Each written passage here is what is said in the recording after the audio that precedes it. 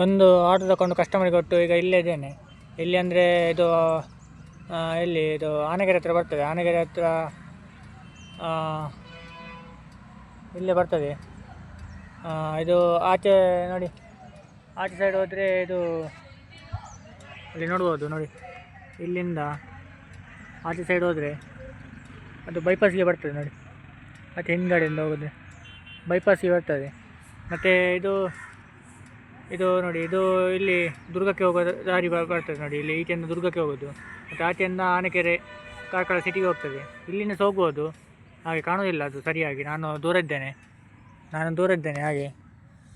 ನಾನು ಇಲ್ಲೇ ನೋಡಿ, ಇಲ್ಲೊಂದು ಮೇಲೆ ಇಲ್ಲಿ ಅದು ನಿಮಗೆ ಗೊತ್ತುಂಟು, ಅದು ಇದು ಬೆಟ್ಟ, ಅದು ಕಲ್ವಂಡ್ಯ. ಇದು ನೋಡಿ ಕಸ್ಟಮರ್ ಒಂದು ದಾರಿ ಇತ್ತು, ಇಲ್ಲಿ ಆರ್ಡ್ರ್ ಕೊಡಲಿಕ್ಕೆ ಇತ್ತು ನನಗೆ.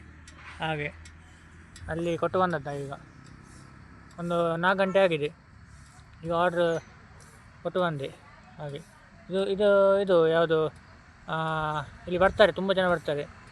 ಇದು ಅಂದರೆ ನಾವು ಹೊರಗಡೆಯಿಂದ ಸಹ ಬರ್ತೇವೆ ಇದನ್ನು ನೋಡಲಿಕ್ಕೆ ಅಂತ.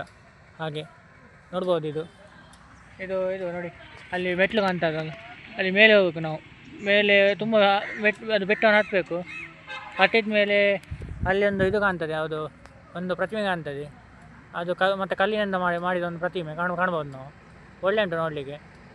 ಅಂದರೆ ಅದು ಇದು ಯಾರು ತಂದು ಇಟ್ಟದಲ್ಲ, ಅದು ಒಂದು ಕಪ್ಪು ಬಂಡೆಯ ತುಂಬ ರಾಶಿ ಇತ್ತು ಅಂತ. ಅಂದರೆ ಕಪ್ಪು ಬಂಡೆ ಮೇಲೆ ತನಕ ಇತ್ತು, ಅದನ್ನು ಕತ್ತರಿಸಿ ಒಂದು ಪ್ರತಿಮೆಯಾಗಿ ಮಾಡಿ ಅದನ್ನು ಕೆತ್ತಿದ್ದಾರೆ ಒಳ್ಳೆ ಮಾಡಿ, ನೋಡ್ಬೋದು ಅಲ್ಲಿ.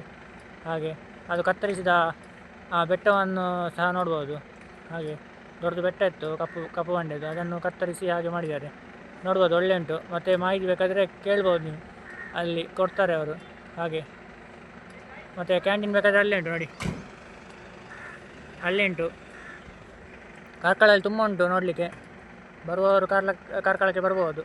ಹಾಗೆ ಸೇಫ್ ಪ್ಲೇಸ್, ಹೊರಗಡೆಯಿಂದ ಬರುವವರು ಸಹ ಬರ್ಬೋದು. ಜನಗಳು ಅಷ್ಟು ಏನು ತೊಂದರೆ ಇಲ್ಲ. ಹಾಗೆ ಅಂದರೆ ಜನ ಸೇರುವ ಅಲ್ಲಿಗೆ ಜನ ಸೇರ್ತಾರಲ್ಲ, ಅಲ್ಲಿ ಬನ್ನಿ, ಒಳ್ಳೆ ಆಗ್ತದೆ. ಹಾಗೆ ಬಾಯ್.